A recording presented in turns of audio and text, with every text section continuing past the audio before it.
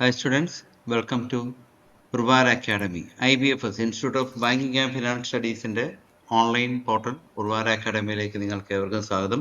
നമ്മൾ ഇന്ന് ഡിസ്കസ് ചെയ്യുക സിയുമാറ്റ് 2025 2025 സിയുമാറ്റ് ജനുവരി 25 എക്സാം ഡേറ്റ്. അതിന്റെ ജനറൽ അവയർനെസ് ക്വസ്റ്റ്യൻസ് നമുക്കൊന്ന് ഡിസ്കസ് ചെയ്യാൻ വേണ്ടിയാണ്. ഇതിന്റെ പാറ്റേൺ നമുക്കറിയാം, 20 ക്വസ്റ്റ്യൻസ് ആണ് ജനറൽ അവയർനെസിന്റെ സെക്ഷനിൽ വരിക. Total 100 questions. അതിനകത്ത് ജനറൽ അവയർനെസ് എന്ന് പറയുന്നത് 20 ക്വസ്റ്റ്യൻസ് ആണ്. അതിനകത്ത് ഏതൊക്കെ ടൈപ്പിലുള്ള ഏതൊക്കെ രീതിയിലുള്ള ക്വസ്റ്റ്യൻസ് ആണ് വരുന്നത് എന്നുള്ളതും അതുമായിട്ടുള്ള ഒരു ഡിസ്കഷൻ ആണ് നമ്മുടെ ഈ ഒരു ക്വസ്റ്റ്യൻസിന് ഈ ഒരു സെക്ഷൻ നമ്മൾ കവർ ചെയ്യുക. ആദ്യം നമുക്ക് ഇതിന് ഇമ്പോർട്ടൻസ്, ജനറൽ അവയർനെസ്സിന് സിമാറ്റിന്റെ എക്സാമിൻ്റെ അകത്ത് ജനറൽ അവയർനെസ്സിനുള്ള ഇമ്പോർട്ടൻസ് എന്ന് പറയുന്നത് 20 ക്വസ്റ്റ്യൻസ് എന്ന് പറയുമ്പോൾ ഒരു ക്വസ്റ്റ്യന് 4 മാർക്സ് വെച്ച് 80 മാർക്സിന്റെ സെക്ഷൻ ആണ് നമുക്ക് ജനറൽ അവയർനെസ് എന്ന് പറയുക. ദാറ്റ് മീൻസ് നമ്മുടെ സിമാറ്റിന്റെ സ്കോറിനെ കൺട്രോൾ ചെയ്യാൻ പറ്റുന്ന ഒരു സെക്ഷനാണ് ജനറൽ അവയർനെസ്. നമുക്ക് ഏറ്റവും കൂടുതൽ ഫാസ്റ്റ് ആയിട്ട് നമുക്ക് ചെയ്യാൻ പറ്റും. നമ്മുടെ ടൈം ഏറ്റവും കുറവ് വേണ്ട ഒരു സെക്ഷൻ എന്ന് പറയുന്നത് ജനറൽ അവയർനെസ് ആണ്. സോ എല്ലാം ഡയറക്റ്റ് ആയിട്ടുള്ള ക്വസ്റ്റ്യൻസ് ആയിരിക്കും കൂടുതലും വരിക. അപ്പം നിങ്ങൾക്ക് മാക്സിമം ഫാസ്റ്റ് നമുക്ക് ചെയ്യാം. നമുക്ക് അറൗണ്ട് ഒരു 340 to 360 മാർക്സ് സ്കോർ ചെയ്യുവാണെങ്കിൽ നിങ്ങൾക്ക് 99.99% തന്നെ നിങ്ങൾക്ക് എത്താൻ പറ്റും ലാസ്റ്റ് 3 ഇയേഴ്സിന്റെ ഒരു കട്ട് ഓഫ് വെച്ച് നോക്കുവാണെങ്കിൽ.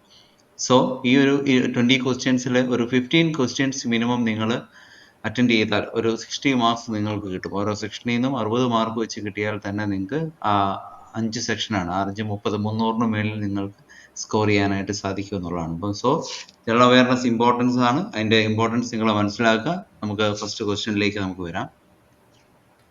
Which novel? നമ്മുടെ ഈ ഒരു സെക്ഷൻ്റെ അകത്ത് ഓരോ ക്വസ്റ്റ്യനും ഓരോരോ സെക്ഷൻ വൈസ് ആയിരിക്കും, ഓരോ കാറ്റഗറി വൈസ് ആയിരിക്കും ക്വസ്റ്റ്യൻസ് വരിക. ഈ ഒരു ക്വസ്റ്റ്യൻ എന്ന് പറയുന്നത് നമ്മുടെ ഈ വർഷത്തെ ബുക്കർ പ്രൈസ് റിലേറ്റഡ് ഒരു ക്വസ്റ്റ്യൻ ആണ്. Which novel set in space and award the 2024 Booker prize is notable for its literary significance? ഇതാണ് നമ്മുടെ ക്വസ്റ്റ്യൻസ് വരിക. നമുക്ക് അതിന്റെ കാറ്റഗറീസ് വെച്ച് വരുവാണെന്നുണ്ടെങ്കിൽ ബുക്സ്, ഓതേഴ്സ്, ആ ഒരു ലെവലിലേക്ക് വരാം. അല്ലെ അവാർഡ്സ്, ആ ഒരു സെക്ഷനിൽ നമുക്ക് ഈ ഒരു ക്വസ്റ്റ്യൻ നമുക്ക് എടുക്കാം. നമ്മുടെ ആൻസർ എന്ന് പറയുന്നത് ഓർബിറ്റൽ. ഒരു international award, Booker prize, literature, ആ ലെവലിലുള്ള ഒരു ക്വസ്റ്റ്യൻസ് വരുമ്പോൾ ഇങ്ങനെയുള്ള ക്വസ്റ്റ്യൻസ് നമുക്ക് എക്സ്പെക്ട് ചെയ്യാം. ഇതിന്റെ ഒരു എക്സ്പ്ലനേഷനോടെ നമുക്ക് നോക്കാം. Booker prize 2024 won by the novel Orbital by Samantha Harvey. ഒരു outer space set in a unique location, outer space ആണ്. It was the first science fiction novel ആണ് കേട്ടോ. First science fiction novel, Booker prize കിട്ടുന്ന first science fiction നോവലാണ് Orbital എന്ന് പറയുക.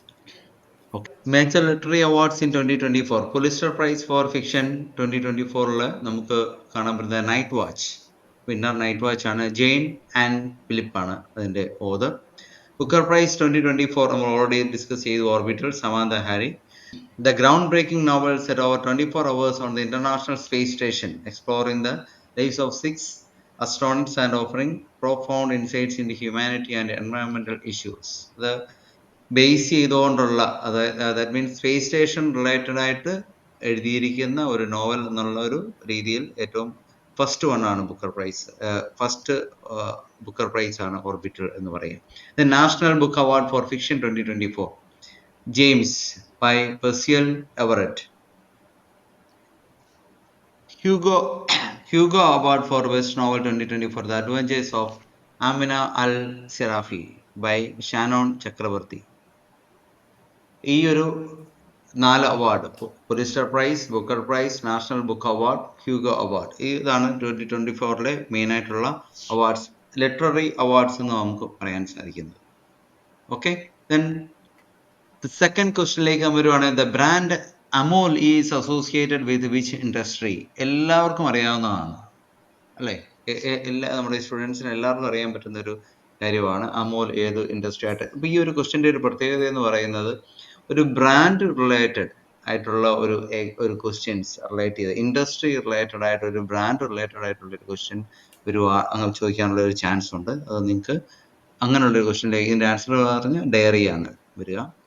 ഇത് found ചെയ്തിരിക്കുന്നത് ഡോക്ടർ വർഗീസ് കുര്യൻ ആണ്, father of white revolution and founder of Amul. 1946 Kaira district cooperative milk producers union എന്നായിരുന്നു already first name. Now known as Gujarat cooperative milk marketing federation limited എന്നുള്ളതാണ് കേട്ടോ. ആമോൽ. തേർഡ് ക്വസ്റ്റ്യനിലേക്ക് വരാം. The Thomas cup is associated with which sports? നമ്മുടെ question relate ചെയ്യുമ്പോഴത്തേനും സ്പോർട്സുമായിട്ട് relate ചെയ്ത ക്വസ്റ്റ്യനിലേക്ക് വരുമ്പോൾ നമ്മൾ ശ്രദ്ധിക്കേണ്ടത് സ്പോർട്സ് ഇവന്റ്സ് ആവാം, സ്പോർട്സ് പേഴ്സൺ ആവാം, കറണ്ട് ഇവന്റ്സ് അല്ലെങ്കിൽ ഇനി വരാൻ പോകുന്ന ഇന്റർനാഷണൽ ഇവന്റ്സിനെ കുറിച്ചുള്ള ക്വസ്റ്റ്യൻസ് ആവാം. സ്പോർട്സ് റിലേറ്റഡ് ആയിട്ട് എന്തും നമുക്ക് വരാം. പേഴ്സൺസിനെ കുറിച്ച് ചോദിക്കുവാണെങ്കിൽ നമ്മൾ കൂടുതൽ ഇമ്പോർട്ടൻ്റ് ആയിട്ട് നമ്മൾ ശ്രദ്ധിച്ചു പഠിക്കണം. അപ്പം പല സ്പോർട്സും പുതിയതായിട്ട് വരുന്ന കുറേ സ്പോർട്സ് പേഴ്സൺസും കാര്യങ്ങളൊക്കെ നമുക്കറിയാവുന്നത് ഫുട്ബോളും ക്രിക്കറ്റും ഒക്കെ ആയിരിക്കും. ദെൻ ബാക്കിയുള്ള കാര്യങ്ങളോട് നമ്മൾ ജസ്റ്റ് എക്സാമിന് വേണ്ടി ഒന്ന് മെൻഷൻ ചെയ്യുന്നത് നല്ലതായിരിക്കും. Thomas cup related with badminton ആണ് ആൻസർ വരിക. തോമസ് കപ്പും യൂവർ കപ്പും എല്ലാം ബാഡ്മിന്റൺ ആണ്. മെൻസ് മത്സരമാണ് തോമസ് കപ്പ് റിലേറ്റ് ചെയ്യുന്നതെങ്കിൽ യൂവർ കപ്പ് എന്ന് പറയുന്നത് വുമൺസ് മത്സരമായിരിക്കും വരിക. ഇത് രണ്ടും last 2024 BWF badminton world federation നടത്തുന്ന രണ്ട് കപ്പും നേടിയിരിക്കുന്നത് ചൈനയാണ് കേട്ടോ. മെൻസിന്റെയും വുമൺസിന്റെയും ഫൈനൽ ക്ലിയർ ചെയ്തിരിക്കുന്നത് ചൈനയാണ്. ഇന്തോനേഷ്യ ആയിരുന്നു രണ്ടിടത്തും എതിരാളികളായിട്ട് വരിക. ദെൻ റിലേറ്റ് ചെയ്ത് സ്പോർട്സ് റിലേറ്റ് ചെയ്തിട്ടുള്ള ചാമ്പ്യൻഷിപ്പിനെ കുറിച്ച് നമുക്ക് നോക്കാം. ലിസ്റ്റ് ഓഫ് ഫേമസ് ചാമ്പ്യൻഷിപ്പ് ഏതൊക്കെയാണെന്ന് നോക്കാം. സുധീർമാൻ കപ്പ് ബാഡ്മിന്റൺ റിലേറ്റഡ് ആണ്. International mixed team badminton championship ആണ്. ഹെൽഡ് ബൈനാൻലി ആണ്. 2 വർഷം കൂടുമ്പോഴായിരുന്നു ഈ സുധീർമാൻ കപ്പ് നടക്കുക. അതുപോലെ തന്നെ നമ്മൾ ഓൾറെഡി മെൻഷൻ ചെയ്ത് Thomas cup. Then Davis cup. Davis cup എന്ന് പറഞ്ഞാൽ tennis world cup of tennis എന്ന പേരിൽ അറിയപ്പെടുന്നതാണ് ഡേവിസ് കപ്പ് എന്ന് പറയുന്നത് കേട്ടോ. അത് ഓർത്തോണം. ഇന്റർനാഷണൽ മെൻസ് ടെന്നീസ് കോമ്പറ്റീഷൻ ആണ് Davis cup. World cup of tennis ആണ്. ടൂർ ഡി ഫ്രാൻസ് എന്ന് പറയുന്നത് സൈക്ലിംഗ് കോമ്പറ്റീഷന്റെ ഒരു ചാമ്പ്യൻഷിപ്പ് ആണ്. ടൂർ ഡി ഫ്രാൻസ് ഫ്രാൻസിൽ നടക്കുന്നതാണ്. One of the most prestigious cycling race ആണ്. ദെൻ ദുലീപ് ട്രോഫി ക്രിക്കറ്റ്, അത് നിങ്ങൾക്ക് അറിയാവുന്നതായിരിക്കും. Duleep trophy cricket related first class cricket tournament ആണ്. റീജിയണൽ ടീംസുമായിട്ട് റിലേറ്റ് ചെയ്തിട്ടുള്ള ഒരു ഫേമസ് ചാമ്പ്യൻഷിപ്പ് ആണ്. അതോടൊപ്പം തന്നെ ഉള്ളതാണ് രഞ്ജി ട്രോഫി, അതും ക്രിക്കറ്റ് റിലേറ്റഡ് ആണ്. Premier domestic first class cricket ആണ്, റീജിയണൽ ടീംസ് ആണ്. Vijay Hazare trophy cricket related ആണ്. അത് ലിമിറ്റഡ് ഓവർ ക്രിക്കറ്റ് ടൂർണമെന്റിന്റെ ഒരു ടൂർണമെന്റ് ആണ് വിജയ് ഹസാരെ ട്രോഫി. സയ്യിദ് മുസ്താഖ് അലി ട്രോഫി എന്ന് പറഞ്ഞ 2020 ക്രിക്കറ്റ് കോമ്പറ്റീഷന്റെ ഒരു ചാമ്പ്യൻഷിപ്പ് ആണ് Syed Mushtaq Ali trophy. Then Durand cup football, Santosh trophy football, ഇത് രണ്ടും ഫുട്ബോൾ റിലേറ്റഡ് ആയിട്ടുള്ള oldest football tournament in Asia ആണ് Durand cup. Then Santosh trophy എന്ന് പറഞ്ഞ ഡൊമസ്റ്റിക് ഫുട്ബോൾ കോമ്പറ്റീഷൻ ആണ്. റീജിയണൽ സ്റ്റേറ്റ് വൈസ് ടീംസ് ആണ് സന്തോഷ് ട്രോഫിയിൽ മത്സരിക്കുക. അടുത്ത ക്വസ്റ്റിനിലേക്ക് വരാം. വളരെ ഇമ്പോർട്ടന്റ് ആയിട്ടുള്ള ഒരു ക്വസ്റ്റൻ ആണ് വരിക. Reserve Bank of India related ആണ്. In which year was Reserve Bank of India nationalise? Reserve Bank of India എന്ന് പറയുമ്പോൾ അതിനെ റിലേറ്റ് ചെയ്യുക ഇന്ത്യയിലെ ഫിനാൻഷ്യൽ റെഗുലേറ്ററി ബോഡീസ് റിലേറ്റഡ് ചെയ്തിട്ടുള്ള ക്വസ്റ്റ്യൻസ് നമുക്ക് എക്സ്പെക്ട് ചെയ്യാം. അതിൽ ഏറ്റവും മെയിൻ ആയിട്ട് വരിക റിസർവ് ബാങ്ക് ഓഫ് ഇന്ത്യ ഉണ്ട്. Then SEBI securities and exchange board of India ഉണ്ട്. ദെൻ അഗെയിൻ വരുന്നത് PFRDA pension fund regulatory and development authority of India ഉണ്ട്. IRDAI insurance regulatory and development authority of India ഉണ്ട്. ഇത്രയാണ് main ആയിട്ട് വരുന്ന financial regulatory bodies എന്ന് പറയാം. അതുമായിട്ട് റിലേറ്റ് ചെയ്തുകൊണ്ടുള്ള ക്വസ്റ്റ്യൻസ് എപ്പോഴും വരാം. അതിൽ ഏറ്റവും ഇമ്പോർട്ടന്റ് എന്ന് പറയുന്നത് റിസർവ് ബാങ്ക് ഓഫ് ഇന്ത്യ ആണ്.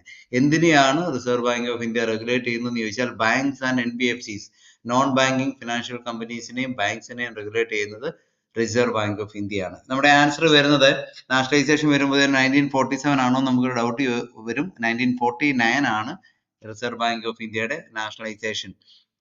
റിസർവ് ബാങ്ക് ഓഫ് ഇന്ത്യയുടെ ലോഗോ റിലേറ്റ് ചെയ്തുകൊണ്ടുള്ള കാര്യങ്ങൾ അതിന്റെ എക്സ്പ്ലനേഷനുമാണ് താഴെ നമ്മൾ കൊടുത്തിരിക്കുക. നിങ്ങൾ അതൊന്ന് ജസ്റ്റ് ഒന്ന് വായിച്ചു നോക്കുക. ഫസ്റ്റ് ലോഗോ എന്ന് പറയുന്ന ലയണും പാം ട്രീയും ആയിരുന്നു. ദെൻ അത് ചേഞ്ച് ചെയ്ത് ടൈഗറും പാം ട്രീയും ആയിട്ട് ചേഞ്ച് ചെയ്യുകയുണ്ടായി റിസർവ് ബാങ്ക് ഓഫ് ഇന്ത്യയുടെ ഫസ്റ്റ്. ദെൻ ഏറ്റവും ഇമ്പോർട്ടന്റ് ആയിട്ട് ഒരു കാര്യമുണ്ട്. റിസർവ് ബാങ്ക് ഓഫ് ഇന്ത്യ എന്നാണ് എസ്റ്റാബ്ലിഷ് ചെയ്യുന്നുള്ള ഒരു ക്വസ്റ്റ്യൻ ചോദിക്കുവാണെങ്കിൽ 1935 April 1 ആണ് എൻ്റെ ആൻസർ കേട്ടോ. Reserve Bank of India establish ചെയ്തിരിക്കുന്നത് 1935 April 1 അത് ഇതുമായിട്ട് റിലേറ്റ് ചെയ്ത് തന്നെ നിങ്ങൾ നോക്കണം. അതോടൊപ്പം തന്നെ ഈ നാഷണലൈസേഷൻ, ബാക്കിയുള്ള നാഷണലൈസേഷനും ബാങ്ക്സിന്റെ നാഷണലൈസേഷനും ഒക്കെ എന്നാണ് നടന്നെന്നുള്ളത് നമുക്കൊന്ന് മെൻഷൻ ചെയ്യാം. Reserve Bank of India nationalise ചെയ്ത് 1949 reserve Bank of India act relate ചെയ്തായിരുന്നു. ദെൻ അടുത്ത് വരുന്നത് state bank of India 1955 state bank of India nationalise ചെയ്യുന്നത്. SBIയുടെ മുൻ പേരായ ഇമ്പീരിയൽ ബാങ്ക്സ് എന്നായിരുന്നു SBIയുടെ പേര്. ഇമ്പീരിയൽ ബാങ്ക്സ് എന്ന് പറയുന്നത് bank of Calcutta, bank of Bombay, bank of Madras, ഇവ മൂന്നും ചേർന്നിട്ടുള്ള ഒന്നായതായിരുന്നു ഇമ്പീരിയൽ ബാങ്ക്. അതിന്റെ നാഷണലൈസേഷൻ നടന്നത് SBI ആയി മാറിയത് 1955 then first nationalisation of banks, ഒരു 14 ബാങ്ക്സിന്റെ നാഷണലൈസേഷൻ നടന്നത് 1969 49 ഒരു ബാങ്ക് നാഷണലൈസേഷൻ നടന്നു.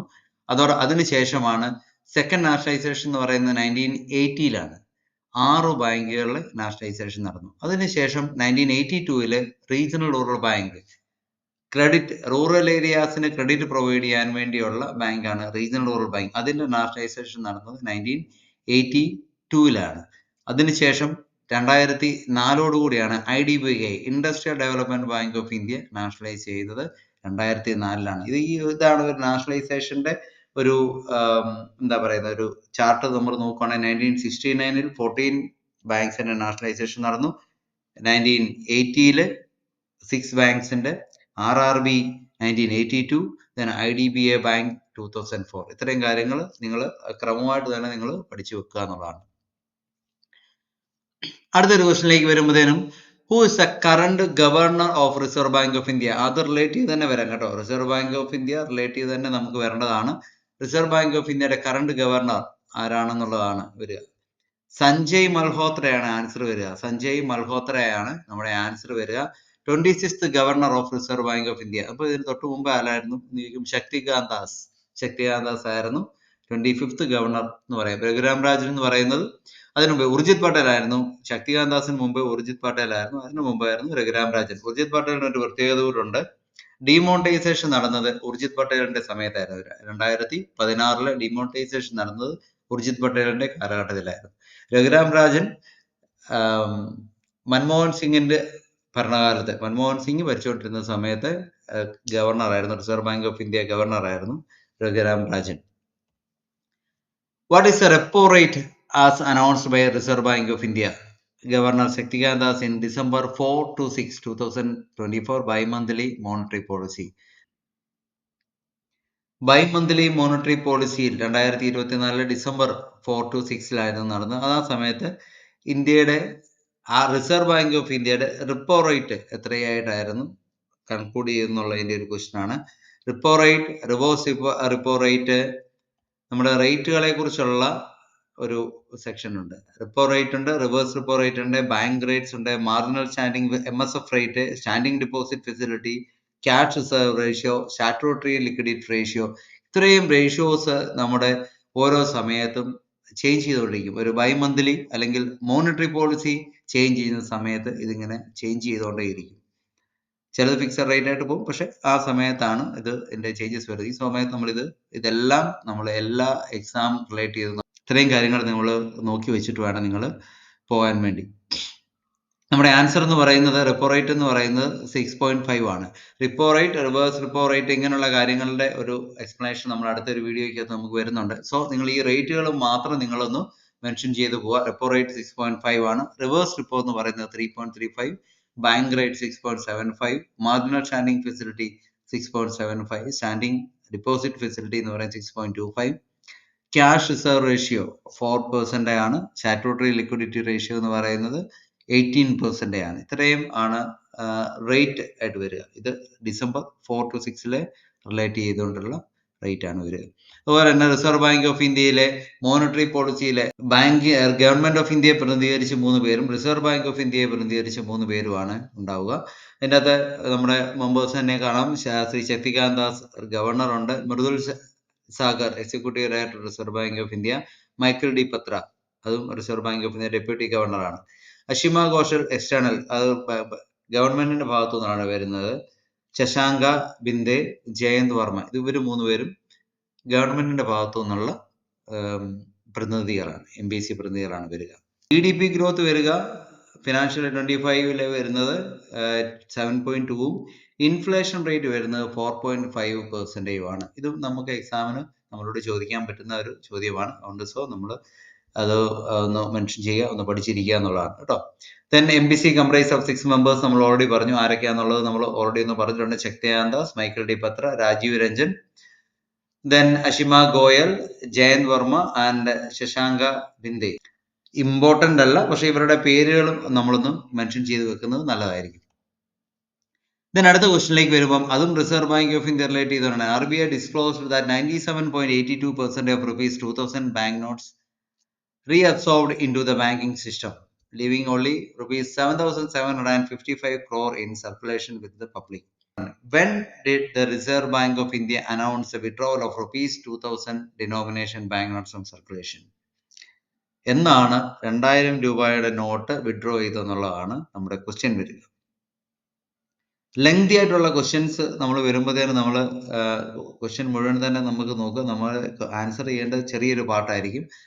ക്വസ്റ്റ്യൻ ലെങ്തി കണ്ടുകൊണ്ട് നമ്മൾ അപ്സെറ്റ് ആകാതിരിക്കാനായിട്ട് പ്രത്യേകം ശ്രദ്ധിക്കുക. കോമ്പറ്റേറ്റീവ് എക്സാം എഴുതുമ്പോഴത്തേനും ഈ കാര്യം വളരെ നമ്മൾ ശ്രദ്ധിക്കേണ്ടതാണ്. നമ്മുടെ ആൻസർ എന്ന് പറയുന്നത് May 19, 2023 2000 നോട്ട് വിഡ്രോ ചെയ്യുക. ഈ 2000 നോട്ടിന്റെ ഒരു പ്രത്യേകത എന്ന് പറയുന്നത് അതിന്റെ റിവേഴ്സ് സൈഡിൽ മംഗൾയാനാണ് ഫീച്ചർ ചെയ്തിരിക്കുന്നത്. മംഗൾയാന്റെ ഒരു കളർ ഒരു പിക്ചറും ഉണ്ട്, ദെൻ കളർ മജന്ത കളറുമാണ് വരുന്നത്. അതിന്റെ ഡയമെൻഷൻ വരെ നമ്മുടെ ഒരു എക്സാമിന്, ഒരു ബാങ്കിങ് എക്സാമിനൊക്കെ ശരിക്കും റിലേറ്റ് ചെയ്തിരിക്കുന്ന ക്വസ്റ്റ്യൻസിൻ്റെ അകത്ത് വരുന്ന ഒരു ക്വസ്റ്റ്യൻ ആ 2000 നോട്ട് റിലേറ്റ് ചെയ്തിരിക്കുന്ന കളറും ദെൻ ഡയമെൻഷൻ വരെ നമ്മളോട് ചോദിച്ചിട്ടുണ്ട്. 66 mm ഇൻറ്റു 166 mm എന്നുള്ളതാണ്. അപ്പം മേ ബി നമുക്കും ആ ഒരു ചോദിക്കുകയാണെങ്കിൽ നിങ്ങൾ എഴുതാനായിട്ട് നിങ്ങൾ റെഡി ആവുക എന്നുള്ളതാണ് കേട്ടോ. 66 mm to 166 mm ആണ് ബാങ്ക് നോട്ടിന്റെ സൈസ് എന്ന് പറയുക. അതോടൊപ്പം തന്നെ Reserve Bank of India disclosed 87.82% of 2000 notes reabsorbed തിരിച്ചു കിട്ടി എന്നാണ് പറയുന്നത്. ജസ്റ്റ് ഈ ഒരു പേജ് നിങ്ങളൊന്ന് വായിച്ചു നോക്കി നിങ്ങളുടെ ആ നമ്പേഴ്സും ഫിഗേഴ്സും പെർസെൻറ്റേജും കാര്യങ്ങളും ഒക്കെ നിങ്ങളൊന്ന് ഓർമ്മയിൽ വെക്കുക എന്നുള്ളതാണ് കേട്ടോ. നമുക്ക് നോട്ട്സിനെ കുറിച്ച് ജസ്റ്റ് നിങ്ങളൊന്ന് മനസ്സിലാക്കിയിരിക്കുക. 10 rupees note sun temple Konark ആയിരുന്നു അതിന്റെ റിവേഴ്സ് സൈഡിൽ വരിക. ചോക്ലേറ്റ് ബ്രൗൺ കളറാണ്. അതിന്റെ ഡയമെൻഷൻ എന്ന് പറയുന്നത് 63 ഇൻറ്റു 123 mm ആണ് വരിക. ദെൻ 20 rupeesന്റെ പിക്ചർ വരിക എല്ലോറ കേവ്സ് ആണ് വരിക. എല്ലോറ കേവ്സ് ആണ് വരിക. ഗ്രീനിഷ് യെല്ലോ ആണ് അതിന്റെ കളർ വരിക. 63 to 129 mm ആണ്. എല്ലാത്തിൻ്റെ അകത്തും ചെറിയ ഒരു ചേഞ്ചസ് വരുന്നുണ്ട് ഡയമെൻഷൻ്റെ അകത്ത്. ദെൻ 50 rupeesന്റെ വരുന്ന ഹംപി വിത്ത് ചാരിയറ്റ് ആണ് വരിക. അതിന്റെ ഫ്ലൂറസൻ ബ്ലൂ ആണ് അതിന്റെ കളർ. 66 mm ഇൻറ്റു 135 mm ആണ് അതിന്റെ ഡയമെൻഷൻ വരിക. റാണി കി വാവ് 10 rupeesന്റെ ലാവൻഡർ കളർ നോട്ട്, അത് 66 ഇൻറ്റു 142. ദെൻ സച്ചി സ്തൂപ, അത് bright yellow colour, 66 mm into 146 mm. Then stone grey കളറുള്ള റെഡ് ഫോർട്ട് 50 rupeesന്റെ നോട്ട് 66 mm ഇൻറ്റു 150 mm ആണ്. അപ്പം പലതും പല രീതിയിലുള്ള നോട്ടുകളും കാര്യങ്ങളും എല്ലാം നമ്മൾ 2 വർഷം കൊണ്ട് കണ്ടു. പല കളേഴ്സ് ഉണ്ട്. അതിനുള്ള മെൻഷൻ ചെയ്തിരിക്കുന്ന ഡയമെൻഷൻസിൻ്റെ അത് വ്യത്യാസമുണ്ട്. ഇത് റിലേറ്റ് ചെയ്തുള്ള ക്വസ്റ്റ്യൻസ് ഒക്കെ നമ്മൾ എക്സ്പെക്ട് ചെയ്യാവുന്നതാണ്. അടുത്തൊരു ക്വസ്റ്റ്യനിലേക്ക് നമുക്ക് വരാം. പ്രധാനമന്ത്രി Jan Dhan Yojana was launched in which year? പ്രധാനമന്ത്രി ജൻധൻ യോജന എന്ന് പറയുന്നത് ഫിനാൻഷ്യൽ ഇൻക്ലൂഷന്റെ ഭാഗമായി. ഫിനാൻഷ്യൽ ഇൻക്ലൂഷൻ എന്ന് പറഞ്ഞാൽ financial literacy to all. Financial literacy അല്ല, ഫിനാൻഷ്യൽ സർവീസസ് ടു ഓൾ എന്ന് തന്നെ പറയാം. ഫിനാൻഷ്യൽ സർവീസസ് ടു ഓൾ എന്നുള്ള കൺസെപ്റ്റിൽ സ്റ്റാർട്ട് ചെയ്ത ഒരു യോജനയാണ് പ്രധാനമന്ത്രി ജൻധൻ യോജന. 2014 അത് നിലവിൽ വരിക. 2014 പ്രധാനമന്ത്രി ജൻധൻ യോജന നിലവിൽ വരിക. കുറേയേറെ സ്കീംസുകളും റിലേറ്റ് ചെയ്തുകൊണ്ടുള്ള കാര്യങ്ങളൊക്കെ പ്രധാനമന്ത്രിയുടെ പേരിൽ വരുന്നുണ്ട്. അത് നമ്മൾ ജസ്റ്റ് ഒന്ന് പഠിച്ചു വെച്ച് പോവുക എന്നുള്ളതാണ്. നമ്മുടെ ഈ ഒരു സ്ക്രീൻ നിങ്ങൾ പോസ് ചെയ്ത് തന്നെ നിങ്ങളൊന്ന് മുഴുവൻ വായിച്ചു പോവുക. ഇതിന്റെ പ്രത്യേകത എന്ന് പറയുന്നത് സിമ്പിളായിട്ട് പറയുവാണെന്നുണ്ടെങ്കിൽ 28 August 2014 പ്രധാനമന്ത്രി ജൻധൻ യോജന സ്റ്റാർട്ട് ചെയ്തത്. ഫിനാൻഷ്യൽ ഇൻക്ലൂഷൻ അതായിരുന്നു basic. Then zero balance account with credit facility. Zero balance with 5,000 rupeesന്റെ ക്രെഡിറ്റ് ഫെസിലിറ്റി, 2 lakhsന്റെ ആക്സിഡന്റ് ഇൻഷുറൻസ് കവർ, 30,000ന്റെ life insurance cover, overdraft facility up to 10,000. ആദ്യം സ്റ്റാർട്ട് ചെയ്തപ്പം 5,000 ആയിരുന്നു, ദെൻ അത് 10,000 റുപ്പീസ് വരെ അവർക്ക് ഓപ്പറേഷണൽ ടൈം കൊടുത്തുകൊണ്ട് അലോ ചെയ്ത ഒരു സ്കീമായിരുന്നു പ്രധാനമന്ത്രി ജൻധൻ യോജന. നെക്സ്റ്റ് നമുക്ക് നോക്കാം list of major schemes launched by Government of India. എന്തൊക്കെ സ്കീംസ് ആണ് ഗവൺമെന്റ് ഓഫ് ഇന്ത്യ ലോഞ്ച് ചെയ്തിരിക്കുന്നുള്ളതാണ് നമുക്ക് നോക്കാം. Employment and skill development relate ചെയ്തുകൊണ്ടുള്ള സ്കീംസ് ഏറ്റവും പ്രധാനപ്പെട്ടതാണ് നമ്മൾ പറയുക. Pradhan Mantri Kaushal Vikas Yojana skill development and training related ആയിട്ടുള്ള ഒരു സ്കീമാണ് പ്രധാനമന്ത്രി കൗശൽ വികാസ് യോജന, PMKVY. അതിനടുത്ത Mahatma Gandhi National Rural Employment Guarantee Act, MGNREGA, employment guarantee in rural areas. ഇതാണ് നെക്സ്റ്റ് സ്കീംസ് വരിക. ദെൻ സ്റ്റാർട്ടപ്പ് ഇന്ത്യ, പ്രൊമോട്ടിംഗ് ഓണ്ടർപ്രണർഷിപ്പിനെ പ്രൊമോട്ട് ചെയ്യാൻ വേണ്ടിയുള്ള സ്കീമാണ് startup India. Digital India mission, digital empowerment and literacy ആണ് ഈ ഒരു സ്കീമിന്റെ ഒരു എയിം എന്ന് പറയാം. അടുത്തത് agriculture and farmer welfare related ആയിട്ടുള്ള സ്കീംസ് പറയുന്നത് Pradhan Mantri Fasal Bima Yojana, PMFBY, crop insurance സ്കീമാണ്. വിളകൾക്ക് ഇൻഷുറൻസ് കൊടുക്കുന്ന ഒരു സ്കീമാണ് പ്രധാനമന്ത്രി Fasal Bima Yojana. Then Pradhan Mantri Krishi Sanjay Yojana, PMKSY, irrigation and water കൺസർവേഷന് വേണ്ടിയുള്ള ഒരു സ്കീമാണ്. ദെൻ അടുത്തത് PM Kisan Samman Nidhi, direct income support to farmers. Farmers ആയിട്ടുള്ളവർക്ക് 6,000 രൂപ വരെ ക്രെഡിറ്റ് ഫെസിലിറ്റി കൊടുക്കുന്ന, അല്ലെങ്കിൽ 6,000 രൂപ അവർക്ക് എല്ലാ വർഷവും കൊടുക്കുന്ന ഒരു സ്കീമായിരുന്നു PM Kisan Samman Nidhi. Then Kisan credit card, short time credit for farmers. അതായത് നമ്മൾ ഒരു ക്രോപ്പ് സ്റ്റാർട്ട് ചെയ്യുന്ന സമയത്ത് അവർക്കുണ്ടാകുന്ന ബേസിക് ക്യാപിറ്റൽ റിക്വയർമെന്റിന് വേണ്ടി അവർക്ക് ഒരു ഷോർട്ട് ടൈം ക്രെഡിറ്റ് കൊടുക്കുന്ന, ഫാമേഴ്സിന് കൊടുക്കുന്ന ഒരു സ്കീമായിരുന്നു കിസാൻ ക്രെഡിറ്റ് കാർഡ്. ദെൻ അടുത്തത് വുമൺ ആൻഡ് ചൈൽഡ് ഡെവലപ്മെന്റിന് വേണ്ടി ലോഞ്ച് ചെയ്തിരിക്കുന്ന സ്കീംസ് ആണ് Beti Bachao Beti Padhao, empowering the girl ചൈൽഡിന് വേണ്ടിയുള്ള ഒരു പെൺകുട്ടികൾക്ക്, ഒരു വീട്ടിൽ ഒരു പെൺകുട്ടി മാത്രമുള്ള വീടുകളിൽ ആ കുട്ടിക്ക് കിട്ടുന്ന ഒരു ബെനിഫിറ്റ് ആയിരുന്നു ബേട്ടി ബച്ചാവോ ബേട്ടി പഠാവോ. അവരെ എഡ്യൂക്കേഷന് വേണ്ടിയുള്ള ഒരു സ്കീംസ് ആയിരുന്നു. Sukanya Samriddhi Yojana, SSY, saving scheme for girl children. Integrated Child Development Services, ICDS, nutrition and education for children, Integrated Child Development Service. Ujjwala Yojana, free LPG connections for woman from BPL families. ഇത്രയുമാണ് വുമൺ ആൻഡ് ചൈൽഡ് ഡെവലപ്മെന്റിന് വേണ്ടിയുള്ള schemes വരിക. Then education and youth ഡെവലപ്മെന്റിന് വേണ്ടിയുള്ള Samagra Shiksha Abhiyan, inclusive school education. Then National Education Policy, NEP 2020. Then PM e Vidya, digital learning for students. Unnat Bharat Abhiyan, connecting higher education institutions with rural India. Education and youth ഡെവലപ്മെന്റിന് വേണ്ടിയുള്ളതായിരുന്നു ഈ ഒരു policy. National education പോളിസിയുടെ ഭാഗമായിട്ടാണ് 4 years degree ഒക്കെ നമ്മുടെ നാട്ടിൽ ഇപ്പോൾ അനൗൺസ് ചെയ്തിരിക്കുന്നത്. 4 years ഡിഗ്രി ഒക്കെ അനൗൺസ് ചെയ്യുക. ഇൻഫ്രാസ്ട്രക്ചർ ആൻഡ് എനർജി സെക്ഷനിൽ വരുന്ന schemes Saubhagya schemes, household electrification. Ujjwal discom assurance Yojana, improving power distribution efficiency. Bharatmala Pariyojana, highway development programme.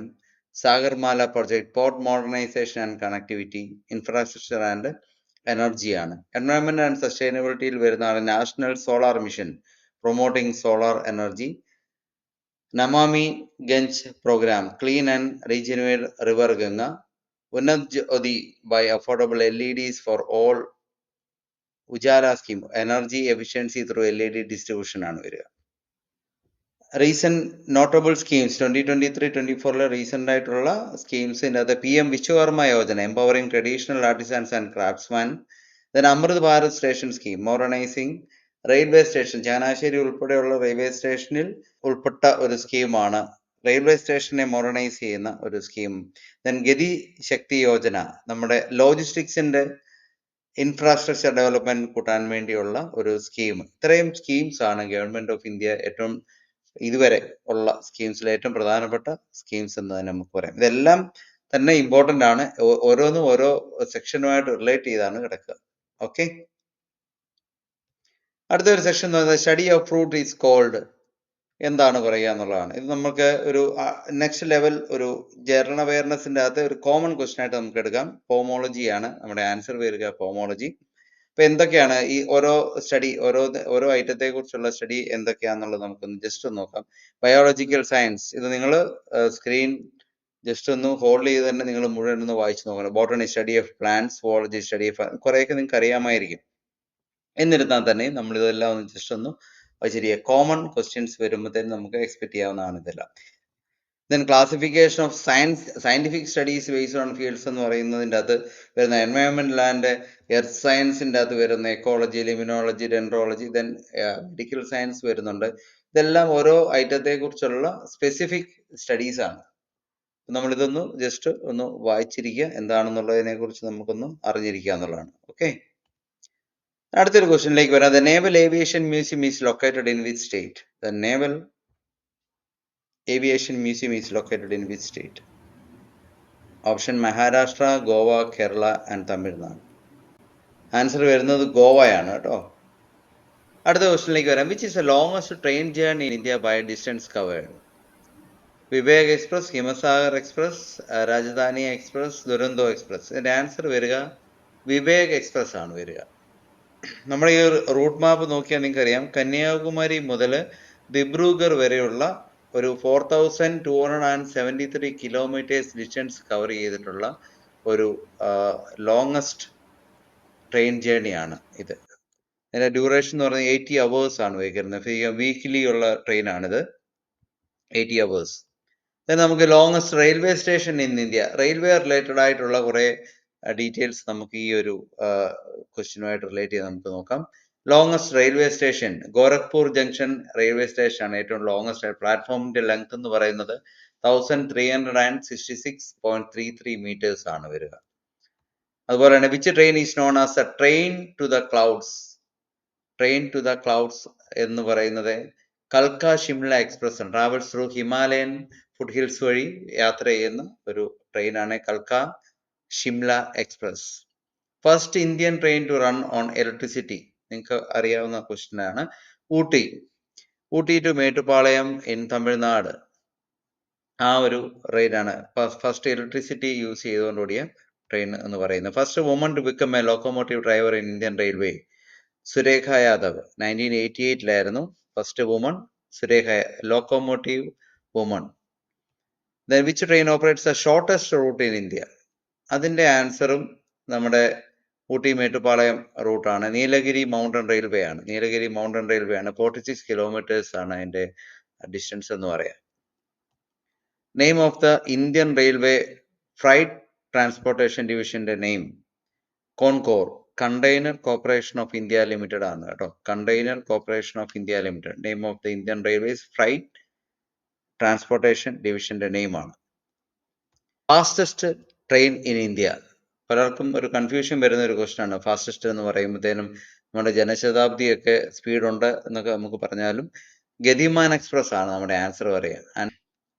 Gatiman എക്സ്പ്രസിന്റെ ഒരു പ്രത്യേകത എന്ന് പറയുന്നത് ആ റൂട്ട് എന്ന് പറയുന്നത് 160 km/h ആണ് ആ റൂട്ടിന്റെ പ്രത്യേകത. ബാക്കിയുള്ള ട്രെയിൻ അതിന് ആ സ്പീഡിൽ പോകുന്ന ട്രെയിൻ ഉണ്ടെന്ന് പറഞ്ഞാലും ആ ഡിസ്റ്റൻസ്, ആ സ്പീഡ് മെയിൻറ്റെയിൻ ചെയ്യുന്നത് ആ ഒരു റൂട്ടിൽ മാത്രമാണ്. ബാക്കിയുള്ളടത്ത് വേരി ചെയ്തായിരിക്കും പോകുന്നത്. അതുകൊണ്ട് ഫാസ്റ്റസ്റ്റ് ട്രെയിൻ എന്ന് പറയുന്നത് ഗതിമാൻ എക്സ്പ്രസ് ആണ്. അടുത്ത, what is a full form of NDA in Indian politics? What is NDA? NDA നമ്മൾ സ്ഥിരം കേൾക്കാറുണ്ട്. എന്താണ് NDA? ഇന്ത്യൻ പൊളിറ്റിക്സ് NDAയുടെ ഫുൾ ഫോം എന്താണെന്നുള്ളതാണ്. National Democratic Alliance. National Democratic Alliance അതുമായിട്ട് റിലേറ്റ് ചെയ്ത് അതിൻ്റെ അത് ഉൾപ്പെട്ടിട്ടുള്ള അലയൻസ് ചെയ്തിരിക്കുന്ന പാർട്ടികളെ, പൊളിറ്റിക്കൽ പാർട്ടീസ് ഏതൊക്കെയാണെന്നുള്ളത് നമുക്ക് നോക്കാം.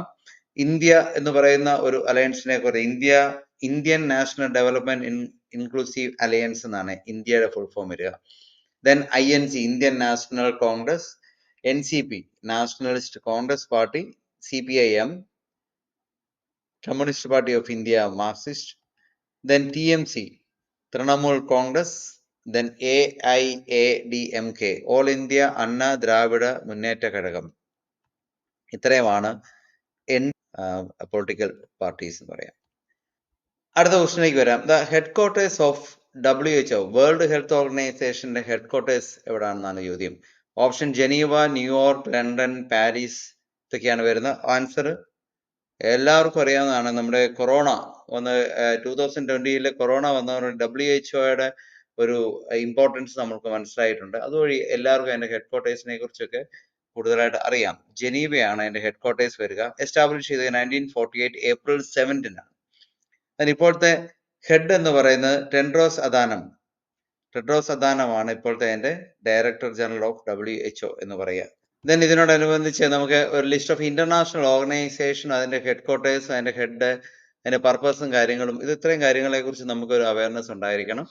അപ്പൊ യുണൈറ്റഡ് നേഷൻസിന്റെ UN ഹെഡ് ക്വാർട്ടേഴ്സ് എന്ന് പറയുന്നത് ന്യൂയോർക്ക് ആണ്, USA ആണ്.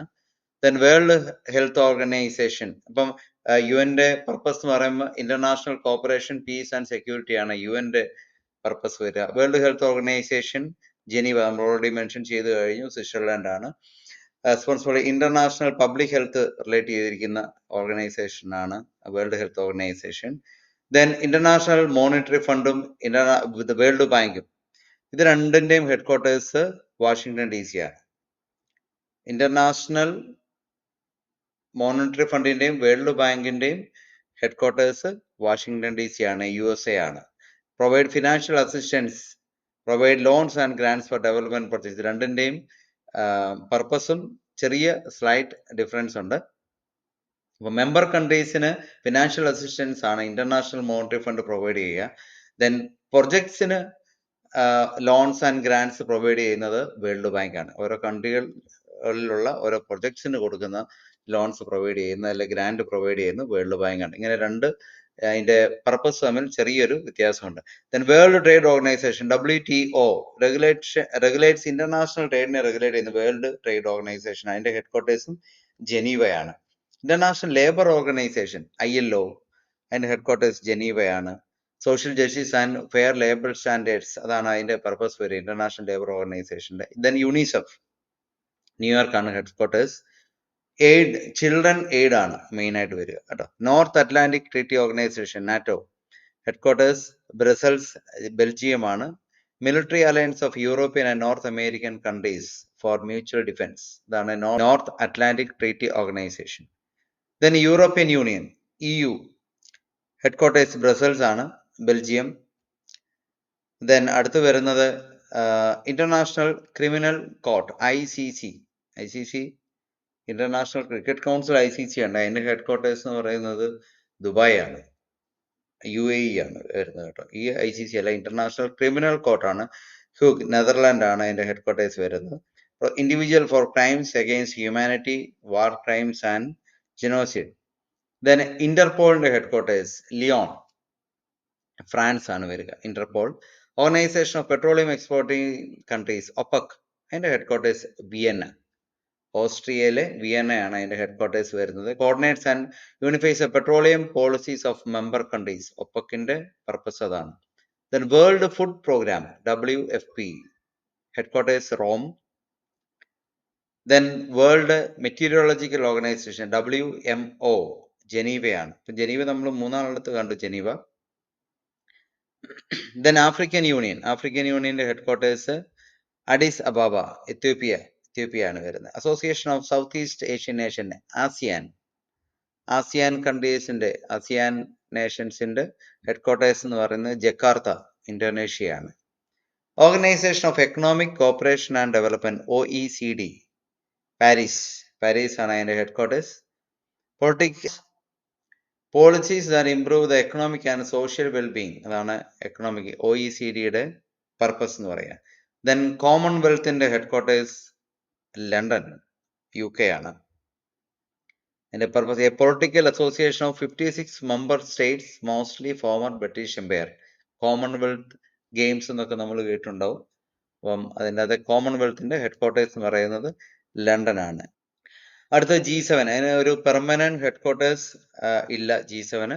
Purpose A group of 7 of the world's largest advanced economics, Canada, France, Germany, Italy, Japan, UK and US United States. ഇത്രയും അംഗങ്ങളാണ്, 7 അംഗങ്ങളുടെ ഒരു ഗ്രൂപ്പാണ് G7 എന്ന് പറയുക. ഈ ഒരു സ്ക്രീൻ നിങ്ങൾ മുഴുവൻ ഒന്ന് ജസ്റ്റ് വായിച്ചു നോക്കണം. ഇതിൻ്റെ അകത്ത് വരുന്നത് ഓർഗനൈസേഷൻ, അതിന്റെ ഹെഡ് ക്വാർട്ടേഴ്സ്, അതിൻ്റെ date of establishment and current head ആരാന്നുള്ള അതിൻ്റെ ഫുൾ ഡീറ്റെയിൽസ് ഉണ്ട്. ഈ വായിച്ചത് തന്നെയാണ്. അതിൻ്റെ അകത്ത് കറണ്ട് ഹെഡായിട്ടുള്ള ആളുകളുടെ പേരോടെ നമ്മൾ ഇതിൻ്റെ അകത്ത് മെൻഷൻ ചെയ്തിട്ടുണ്ട്. നിങ്ങൾക്ക് ഈ ഒരു പ്രസന്റേഷന്റെ PDF നിങ്ങൾക്ക് നമ്മൾ അയച്ചു തരുന്നുണ്ട്. എല്ലാവർക്കും നിങ്ങൾക്ക് എടുക്കാം. നമ്മുടെ ഡിസ്ക്രിപ്ഷനിൽ അതിന്റെ PDF ഉണ്ടാവും. അപ്പൊ നിങ്ങൾക്ക് അത് എടുത്തുകൊണ്ട് നിങ്ങൾക്ക് പഠിക്കാവുന്നതാണ് കേട്ടോ. ഓക്കെ, അടുത്ത ക്വസ്റ്റ്യനിലേക്ക്. Which Veda is associated with study of medicine? Rigveda, Yajurveda, Atharvaveda, Samaveda? ഇങ്ങനൊരു ക്വസ്റ്റ്യൻ ഒക്കെ ചോദിക്കാമോ? ചോദിക്കാം കേട്ടോ. ആയുഷ് മന്ത്രാലയവും കാര്യങ്ങളും ഒക്കെ ഉള്ളത് കൊണ്ട് തന്നെ ഇങ്ങനെയുള്ള ഒരു ക്വസ്റ്റ്യനും കാര്യങ്ങളും ഒക്കെ നമുക്ക് എപ്പോൾ വേണമെങ്കിലും ചോദിക്കാം. അതിനകത്ത് ആൻസർ എന്ന് പറയുന്നത് അഥർവവേദയാണ്. ആ വേദ മെഡിസിനുമായിട്ട് റിലേറ്റ് ചെയ്തിരിക്കുന്ന വേദ അഥർവവേദയാണ് കേട്ടോ.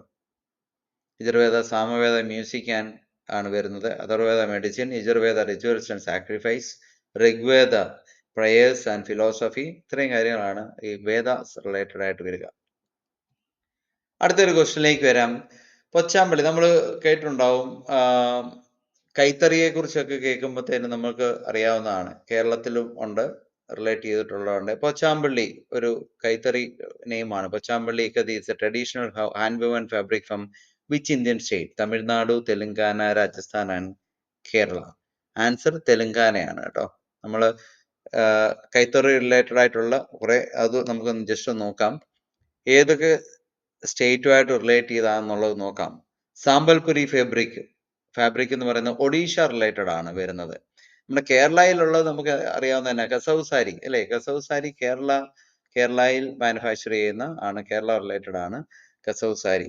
ദെൻ പൊച്ചാമ്പള്ളി എന്ന് പറയുന്നത് തെലുങ്കാന റിലേറ്റഡ് ആണ്. ചന്തേരി ഫാബ്രിക് എന്ന് പറയുന്നത് മധ്യപ്രദേശുമായിട്ട് റിലേറ്റ് ചെയ്തിരിക്കുകയാണ്. ബനാറസി സിൽക്ക് എന്ന് പറയുന്നത് ഉത്തർപ്രദേശ് ആണ്.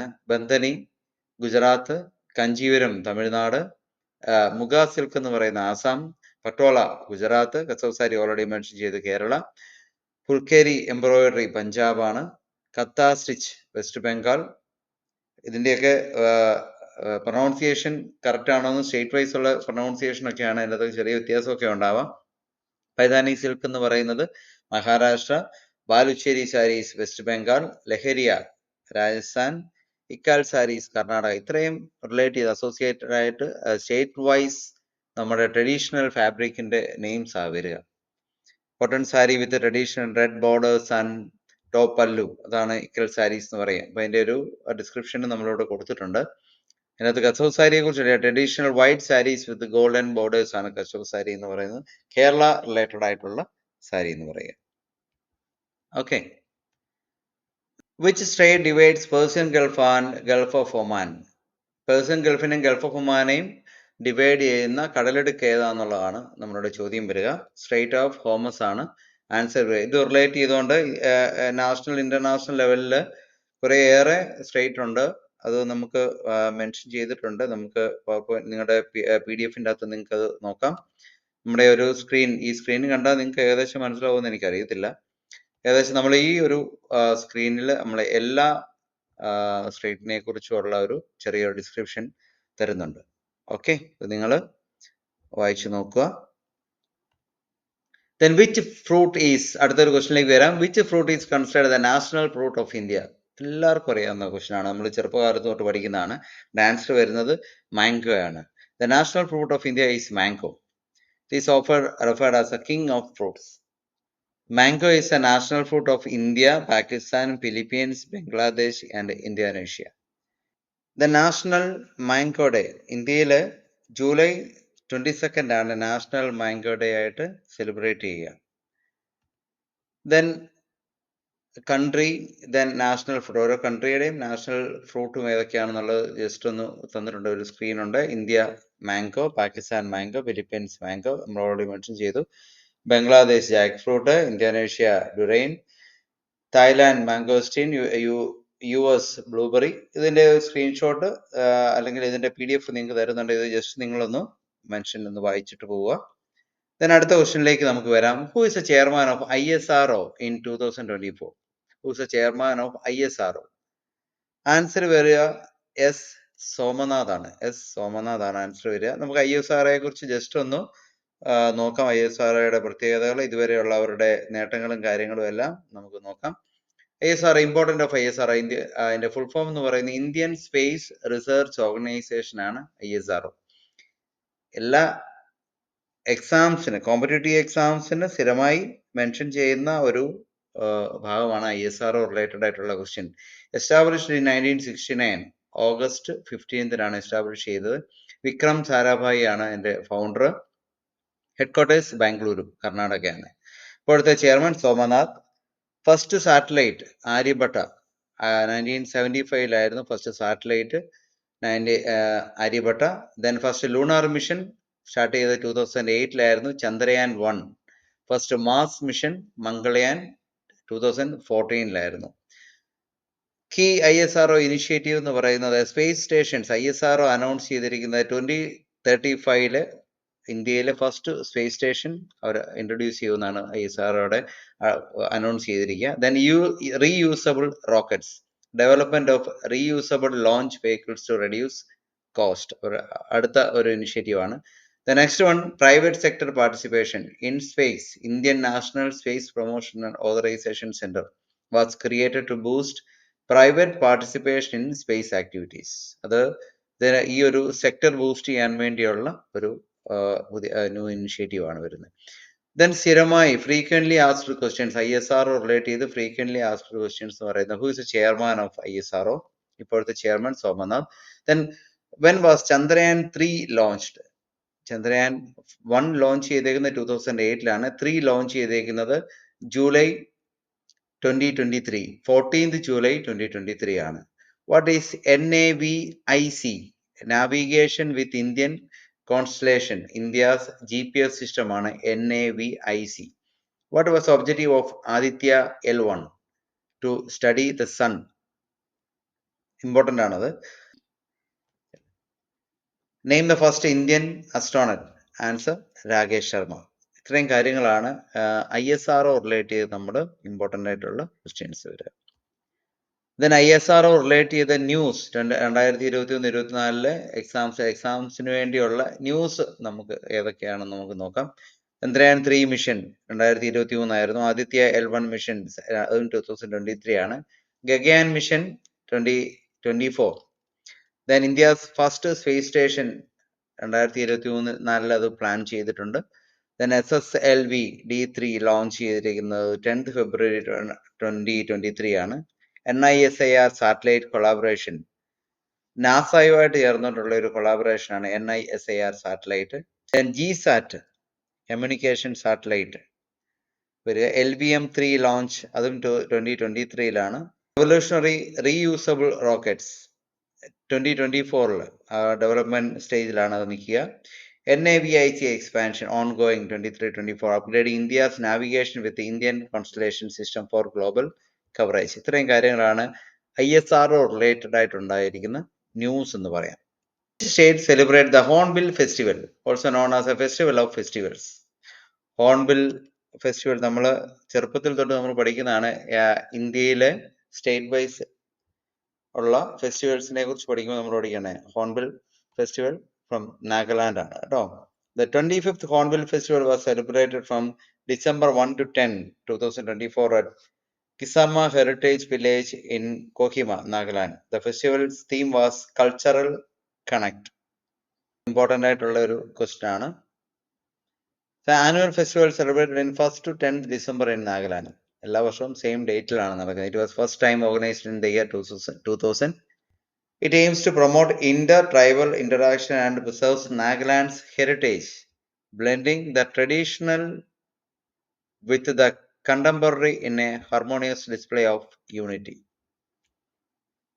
The organize ചെയ്യുന്നത് state tourism and art and cultural department of Government of Nagaland ആണ്. Then facts about North East Indian states ഏതൊക്കെയാണ്? 7 സിസ്റ്റേഴ്സ് എന്ന് പറയുന്ന സ്റ്റേറ്റ്സ് ഏതൊക്കെയാണെന്നുള്ളതാണ്. ആസാം, അരുണാചൽ പ്രദേശ്, മണിപ്പൂർ, മേഘാലയ, മിസോറാം, നാഗാലാൻഡ് ആൻഡ് ത്രിപുര. ഇതിന്റെ ക്യാപിറ്റൽ, അതിന്റെ ഇപ്പോഴത്തെ ഗവർണർ, ചീഫ് മിനിസ്റ്റർ, ഇത്രയും കാര്യങ്ങളും അതുമായിട്ട് റിലേറ്റ് ചെയ്തിരിക്കുകയാണ്, നമ്മൾ അറിഞ്ഞിരിക്കണം. The important festivals of north eastern സ്റ്റേറ്റ്സിൻ്റെ അകത്ത് ഹോൺബിൽ ഫെസ്റ്റിവൽ നാഗാലാൻഡ്, ബൈസാഖി ആസാം, മകര സംക്രാന്തി ആസാം, മണിപ്പൂർ, നാഗാലാൻഡ്.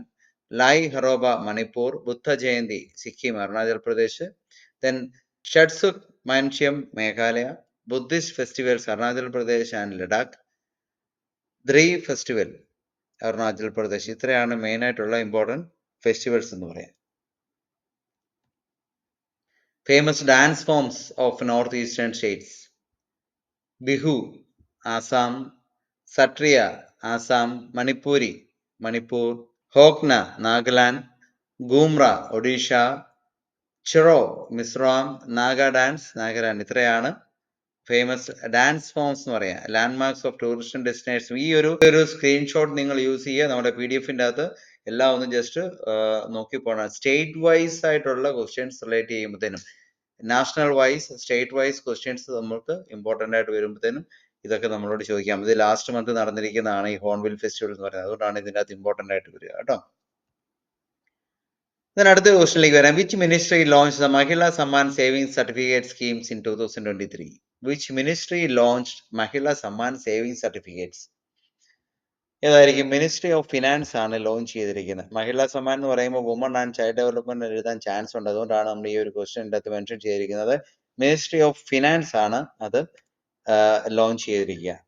അതിന്റെ പ്രത്യേകത എന്ന് പറയുന്നത് വുമൺ റിലേറ്റഡ് ആണ്. മിനിമം ഡിപ്പോസിറ്റ് 1000 ആണ്. മാക്സിമം 2 lakhs വരെ നമുക്ക് ഡിപ്പോസിറ്റ് ചെയ്യാം. അതിന്റെ അട്രാക്റ്റീവ് റേറ്റ് ഓഫ് ഇൻട്രസ്റ്റ് എന്ന് പറയുന്നത് 7.5% ആണ് അതിന്റെ ഇൻട്രസ്റ്റ് റേറ്റ് എന്ന് പറയുക. അതിന്റെ ലോഞ്ച് ചെയ്തത് 2023-24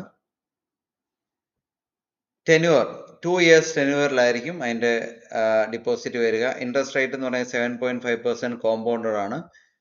എലിജിബിലിറ്റി ക്രൈറ്റീരിയ വുമൺസ് ആൻഡ് ഗേൾസിന് മാത്രമായിരിക്കും ഇതിനകത്ത് എലിജിബിലിറ്റി ഉള്ളൂ. മാക്സിമം ഡിപ്പോസിറ്റ് ലിമിറ്റഡ് എന്ന് പറയുന്നത് 2 lakhs rupees ആണ്. പാർഷ്യൽ വിഡ്രോൾ അലോ ആണ്. ആഫ്റ്റർ 6 months അലോ ആണ്. 40% ഓഫ് ഡിപ്പോസിറ്റ് എമൗണ്ട് വരെ നമുക്ക് വിഡ്രോ ചെയ്യാം. ടാക്സ് ബെനിഫിറ്റ് ഇൻട്രസ്റ്റ് ടാക്സബിൾ ആണ്. ടാക്സ് ബെനിഫിറ്റ് ഇൻട്രസ്റ്റ് ടാക്സബിൾ ആണ്. അതിന്റെ മോഡ് ഓഫ് ഓപ്പറേഷൻ എന്ന് പറഞ്ഞാൽ പോസ്റ്റ് ഓഫീസ് ത്രൂ അല്ലെങ്കിൽ സ്പെസിഫിക് ബാങ്ക് അത് അലോട്ട് ചെയ്തിരിക്കുന്ന ബാങ്കുകൾ ത്രൂ നമുക്കിത് ഓപ്പറേറ്റ് ചെയ്യാവുന്നതാണ്. നെക്സ്റ്റ് ക്വസ്റ്റ്യനിലേക്ക് വരാം. The Chenab railway bridge, the world's highest railway bridge is located in which Indian state or union territory? നമ്മുടെ ആൻസർ വരിക ജമ്മു കാശ്മീർ ആണ് ആൻസർ വരിക. ചെനാബ് ബ്രിഡ്ജിന്റെ പ്രത്യേകത പറയുന്നത് വേൾഡ്സ് ഹൈയസ്റ്റ് റെയിൽവേ ബ്രിഡ്ജ് ആണ്. വേൾഡ്സ് ഹൈയസ്റ്റ് ആണ്. 35 meter ഹയർ ദാൻ ഈഫൽ ടവറിനേക്കാളും 35 meter ഹയർ ആണുള്ളത്. ഹൈറ്റ് എന്ന് പറയുന്നത് 359 meter ആണ്. അതിന്റെ ലെങ്ത് 1350 meter. ആർച്ച് ലെങ്തും കാര്യങ്ങളും ഒക്കെ ഇവിടെ കാണിച്ചിട്ടുണ്ട്. നിങ്ങളത് ജസ്റ്റ് ഒന്ന് വായിച്ചു നോക്കുക. Arch span 467 meter. Number of spans 17. SSC related ആയിട്ടുള്ള ക്വസ്റ്റ്യൻ ഒക്കെ ഇത് ഈ ഓരോ നമ്പേഴ്സ് വരെ നമ്മളോട് ചോദിക്കാം, മെഷർമെന്റ് വരെ നമ്മളോട് ചോദിക്കുന്നുണ്ട് കേട്ടോ. ഇത് കണക്ട് ചെയ്യുന്നത് എങ്ങനെയാണ്? ബാരാമുള്ള ആൻഡ് ശ്രീനഗർ ആണ്. ബാരാമുള്ള ശ്രീനഗർ ആണ് അതിന്റെ കണക്ടിവിറ്റി വരിക. Built over Chenab river between Bakkal and Kauri, Reasi district, Jammu and Kashmir. Maximum permissible speed 100 km/h ആണ്. -20 degree സെൽഷ്യസിൽ വരെ ഇത് ഒരു കുഴപ്പമില്ലാതെ നിൽക്കും. Then the speed withstand wind speed up to 266 km/h ആ പറയുക. ഇത് സ്റ്റാർട്ട് ചെയ്തിരിക്കുന്നത് December 2022, inaugurated on 15th August 2022, open ചെയ്തിരിക്കുന്ന December 2022 ആണ്. നമുക്കിനിയും ജമ്മു കാശ്മീർ റിലേറ്റഡ് ആയിട്ടുള്ള കുറെ കാര്യങ്ങളിലേക്ക് നമുക്കൊന്ന് വരാം. ജമ്മു കാശ്മീർ അതിന്റെ ക്യാപിറ്റൽ, സമ്മർ ക്യാപിറ്റലും വിന്റർ ക്യാപിറ്റലും ഉണ്ട്. Summer capital Srinagar, winter capital Jammu. ഇപ്പോഴത്തെ ലഫ്റ്റനന്റ് ഗവർണർ ശ്രീ മനോജ് സിൻഹയാണ്. അതോടെ ലഡാക്കിന്റെ ക്യാപിറ്റൽ എന്ന് പറഞ്ഞാൽ ലേ കാർഗിലും ആണ്. ലേ അഡ്മിനിസ്ട്രേറ്റീവ് ക്യാപിറ്റലായിട്ട് ലേ ആണ്. ബ്രിഗേഡിയർ ശ്രീ BD മിശ്രയാണ് ഇപ്പോഴത്തെ ലഫ്റ്റനന്റ് ഗവർണർ. അതുമായിട്ട് റിലേറ്റ് ചെയ്ത് ബാക്കിയുള്ള കാര്യങ്ങളോട് നമുക്ക് union territory status become a union territory on October 31st, 2019 ആണ് വരിക. അത് ലഡാക്കിനും സെയിം തന്നെയാണ്, October 31st, 2019 ആണ്. Famous national park in Jammu Kashmir ചിഗാം national park, Kishtwar high altitude national park, Salim Ali national park bird sanctuary ആണ് കേട്ടോ. ശ്രീനഗറിലെ ബേർഡ് സാങ്ച്വറി ആണ് സലീം അലി നാഷണൽ പാർക്ക്. അതുപോലെ കൾച്ചറൽ ഫെസ്റ്റിവൽസിൽ വരിക Tuli festival, Hemis festival and Baisakhi. ഇത്രയാണ് ജമ്മു കാശ്മീരിന്റെ പ്രത്യേകത വരുന്നത്. ദെൻ ലഡാക്കിന്റെ അകത്ത് വരുന്നത് ഫേമസ് നാഷണൽ പാർക്ക് വരുന്ന ഹെമിസ് നാഷണൽ പാർക്ക് വരുന്നുണ്ട്. ചാങ്താങ് വൈൽഡ് ലൈഫ് സാങ്ച്വറി വരുന്നുണ്ട്.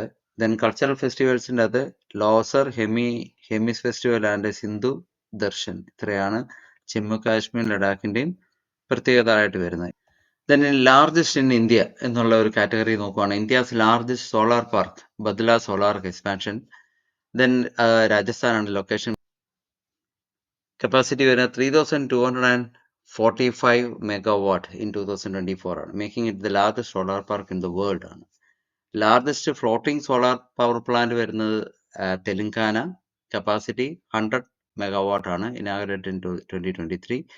Largest passenger cruise terminal in India, അത് നമ്മുടെ കൊച്ചിയാണ് കേട്ടോ. 5000 പാസഞ്ചേഴ്സിനെ ഹാൻഡിൽ ചെയ്യാൻ പറ്റുന്ന ഒരു ക്രൂസ് ടെർമിനൽ ഉണ്ട്. ഇന്ത്യയിലെ ഏറ്റവും ലാർജസ്റ്റ് പാസഞ്ചർ ക്രൂസ് ടെർമിനൽ എന്ന് പറയുന്നത് കൊച്ചിയാണ്. World's largest elevated metro depot വരുന്നത് ഡൽഹി മെട്രോയാണ്, ഡൽഹി ദ്വാരക ആണ് വരിക. ദെൻ 53 ഹെക്ടേഴ്സ് ആണ് അതിന്റെ എക്സ്പാൻഷൻ എന്ന് പറയുന്നത്. 53 ഹെക്ടേഴ്സ് ആണ്. Largest data centre in Asia എന്ന് പറയുന്നത് മുംബൈ, മഹാരാഷ്ട്രയാണ്. സ്റ്റോറേജ് കപ്പാസിറ്റി എന്ന് പറയുന്നത് 100 മെഗാവാട്ട് ആണ്. World's largest cricket stadium expansion, അത് വന്നിരിക്കുന്ന നരേന്ദ്രമോദി സ്റ്റേഡിയം ഗുജറാത്താണ്, അഹമ്മദാബാദ് ഗുജറാത്ത് സ്റ്റേഡിയം ആണ്. 132,000 കപ്പാസിറ്റിയാണ്, സ്പെക്ടേറ്റേഴ്സ് കപ്പാസിറ്റിയാണ് ആ ഒരു സ്റ്റേഡിയത്തിന് ഉള്ളത്. ദെൻ ഇത് ലാർജസ്റ്റ് ആയിരുന്നു. ഇനി നമുക്ക് ലോങ്ങസ്റ്റ് നോക്കാം. Mumbai Ahmedabad bullet train project ഏറ്റവും ലെങ്തി ആയിട്ടുള്ള 508 കിലോമീറ്റേഴ്സ് ആണ് വരുന്നത്. ഹൈ സ്പീഡ് റെയിൽ പ്രൊജക്റ്റ് ആണ്. ലോങ്ങസ്റ്റ് എക്സ്പ്രസ് വേ ടണൽ എന്ന് പറയുന്നത് ജമ്മു കാശ്മീരിലെ സോജില ടണലാണ്. 14.2 കിലോമീറ്റേഴ്സ് ആണ് അതിന്റെ ലെങ്ത് എന്ന് പറയുന്നത്. Longest elevated road in India Dwarka expressway 29 kilometres ആണ് വരിക, connecting Delhi and Gurugram. Longest cross border railway line എന്ന് പറയുന്നത് ബംഗ്ലാദേശ്, വെസ്റ്റ് ബംഗാൾ ടു ധാക്കയിലേക്ക് 393 കിലോമീറ്റേഴ്സ് വരുന്ന India Bangladesh Maitri rail link ആണ് വരിക. Longest ropeway over a river Assam ആണ്, ഗുവാഹത്തി ആസാമിലാണ്, 1.8 കിലോമീറ്റർ ഓവർ ബ്രഹ്മപുത്ര റിവർ. അപ്പൊ ഇത്രയുമാണ് ലാർജസ്റ്റ് ലോങ്ങസ്റ്റ് ആയിട്ട് വരുന്നത്. ഒരു ബേസിക് ക്വസ്റ്റ്യൻസ് നമുക്ക് നോക്കുകയാണെങ്കിൽ ഇത്രയും നമുക്ക് ബേസിക് ആയിട്ട് നമ്മുടെ ഒരു കറണ്ട് അഫയേഴ്സ് ജനറൽ അവയർനെസ് ലെവലിലേക്ക് നമുക്ക് വരാം. അടുത്ത നമ്മുടെ സെക്ഷൻ എന്ന് പറയുന്നത് ഓണ്ടർപ്രണർ ആൻഡ് ഇന്നോവേഷൻ ലെവലിലുള്ള കുറെ ക്വസ്റ്റ്യൻസുമായിട്ട് നമുക്ക് വീണ്ടും വരാം. Okay, thank you.